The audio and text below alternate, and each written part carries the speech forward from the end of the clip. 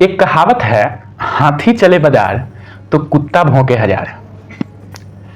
और इस जो कहावत है, यह कहावत हमारे देश की जनता पर बहुत बढ़िया से सेट करता है। सभी जनता पर नहीं, लेकिन कुछ कुछ पर।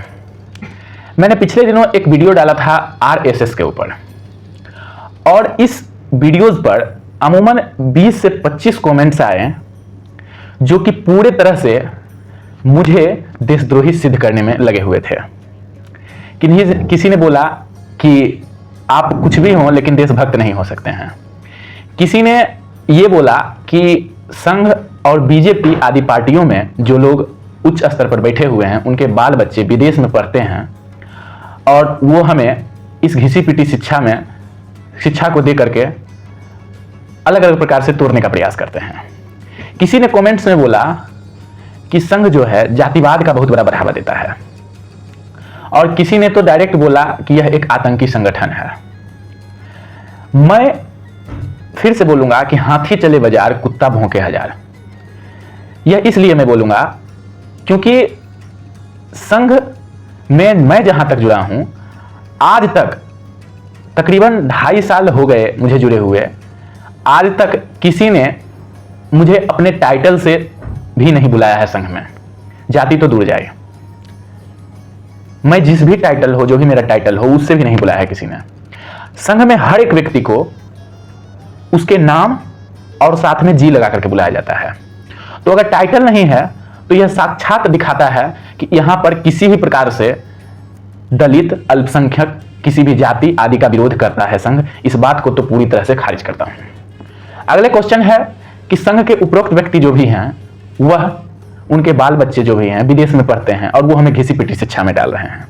तो मैं उनको बताना चाहूंगा कि सबसे पहले संघ के जितने भी मूल व्यक्ति हैं, उनमें लगभग जो हैं अपने परिवार को त्याग चुके हैं और उनके कोई भी प्रकार का संतान उनके पास नहीं है, और ना तो वो किसी भी प्रकार से अपने परिवार से मतलब रखते हैं। तकरीबन पूरे भारत देश में 2000 से 2500 ऐसे स्वयंसेवक हैं जिनके जो परिवार छोड़ करके इस संघ में लगे हुए हैं। तो और वही मुख्य व्यक्ति रूप में संघ में है भी। तो ये तो बात आपका सीधे खारिज हो गया।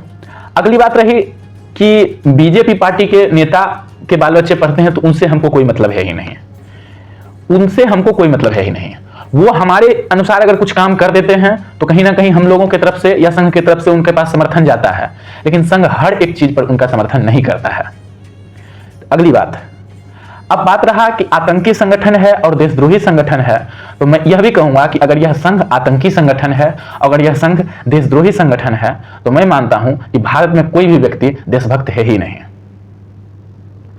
अगली बात, एक और कमेंट्स में आया था, जब हमारा उत्तर मांगने वाले व्यक्ति थे, उन्होंने कहा कि सुभाष चंद्र बोस 1942 में संघ के प्रमुख डॉक्टर हेडगेवार से मदद मांग रहे थे कि चलो देश के लिए लड़ते हैं, लेकिन डॉक्टर हेडगेवार ने उनकी मदद नहीं की थी। उनके जानकारी के लिए मैं बता दूं कि 1942 तक जो थे, ऑलरेडी सुभाष चंद्र बोस आजाद हिंद फौज को तैयार कर चुके थे, और उस समय संघ प्रमुख जो थे डॉक्टर हेडगेवार नहीं थे। तो इन घिसी पिटी और व्हाट्सएप यूनिवर्सिटी के सवालों से अच्छा होगा, मैंने पिछले वीडियोज में भी बोला था, अभी भी बोल रहा हूं, कि आप संघ में जुड़ने के भाव से नहीं, संघ को जानने के भाव से संघ के व्यक्तियों से मिलें, तब आपको संघ की सही जानकारी मिलेगी। नहीं तो फिर मैं बोलूंगा कि हाथी चले बाजार और कुत्ता भौंके हजार। बहुत बहुत धन्यवाद।